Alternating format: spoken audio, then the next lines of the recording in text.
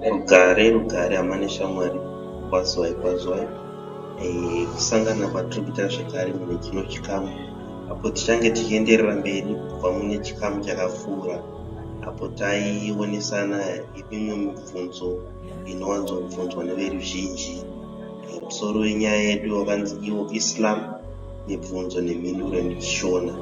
Saka tiri kungoenderera mberi kubva pane zvatakaita muchikamu chakapfuura. Ndinovimba inini kuti muchikamu chakapfuura takakwanisa kupindura mibvunzo inokwana kuita iyo 5. Nhasi uno hatina hedu mibvunzo yakati wandei, tine mibvunzo mishoma. Saka tichangobatsirana kuti tikwanise kupatsanura mibvunzo yatinayo nhasi. Ndinovimba zvekare kuti muchikamu chapfuura takaonesana kuti vanonzi Allah ndiani, takaonesana zvekare kuti Muhammad ndiani, takaonesana isusu kuti Korani chii, takaonesana isusu kuti Islam inoona sei kana kuti vanotora sei Jesu. Chii chimwe chatakaonesana zvekare, sorry handicharangarire zvezvimwe zvepati. Ndovimba ndozvo zvimwe zvatakaonesana muchikamu chapfuura. Saka nhasi uno tisingatambise nguva, regai tiende pane mubvunzo wedu wekutanga. Ko Islam inoona sei vakadzi? Islam varume nevakadzi vanoonekwa sevakaenzana pamberi paMwari. Sezvizvi kuIslam murume nemukadzi vanoonekwa sevakafanana pamberi paMwari. Ndo maonero atinoita vakadzi kuIslam. Hakuna anonzi uyu ndiye mugoni kana kuti uyu ndiye anodiwa naMwari stere. Tese takabva kuna Mwari uye anongotiona setakafanana. Saka kana tiri kuIslam, mukadzi nemurume takangofanana pamberi paMwari. Touya pane mubvunzo wedu wechipiri. Ko pfungwa yekuti munhu anozvarwa aine chivi irimo here muIslam? Mhinduro yoti kwete. Munhu haazvarwe aine chivi.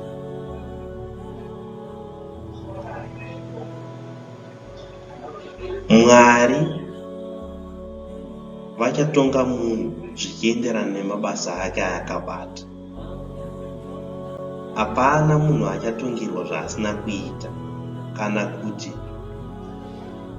hapana munhu achatongerwa mabasa emumwe munhu. Munhu achatongwa zvichienderana nemabasa ake aakabata.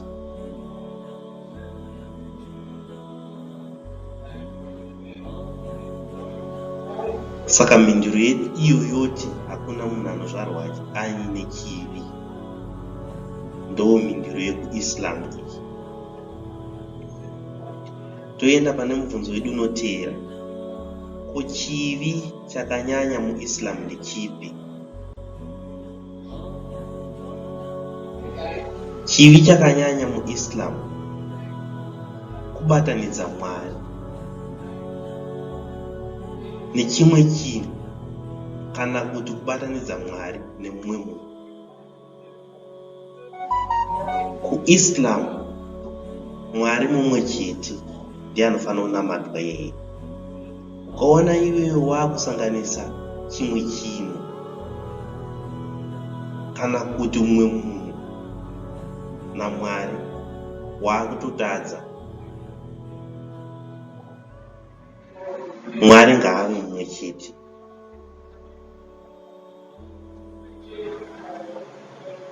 Zvekare kuIslam Mwari wandiri kutaura nezvake uyu haana mubatsiri. Mwari haana vabereki. Mwari haana mukadzi. Mwari haana mwana. Ukaona uchiita izvi, aiwa, unenge uri munzira tsvene.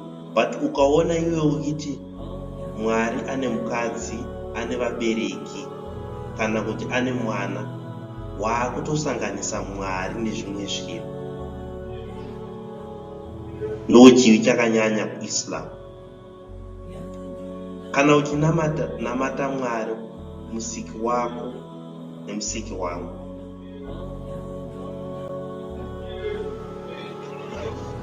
wakaona uchidaro uri munzira tsvene. But ukaona wakunamata chimwe chinhu, kana kuti waakutanga iwe wambopira munamato wako kune mumwe munhu, waakutobatanidza apa Mwari nezvimwe zvinhu. Saka waakutoita chivi chakakurisa. Mwari haabatanidzwi nezvimwe zvinhu, Mwari mumwe chete. Toenda kune mubvunzo wedu unoteera, unova iwe wekupedzisira. Ko ndiani anofanira kuva Muslim?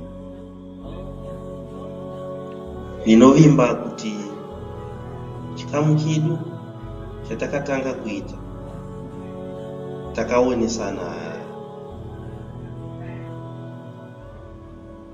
minduro yemubvunzo uyu.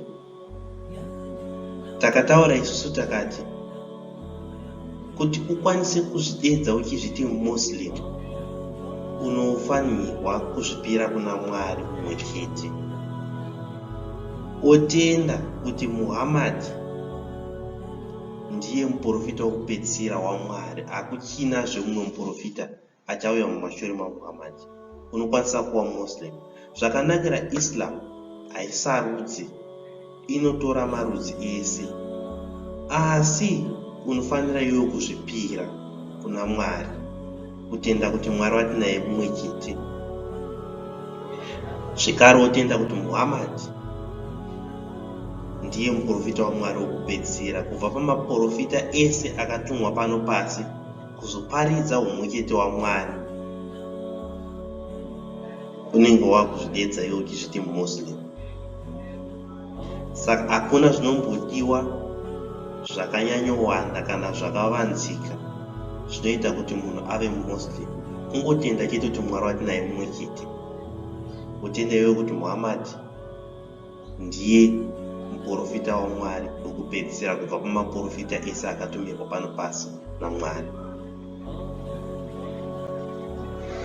Kuva Muslim hazvina basa nekwaunobva. Kuva Muslim hazvina basa nekumbotadza kwawakaita. Islam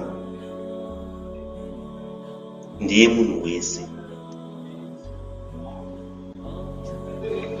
Novimba ndajekesa zvaoneka mibvunzo mishoma shoma yandanga ndinayo iyi. Mufaro wangu ndine mbano. Ndotenda zvekare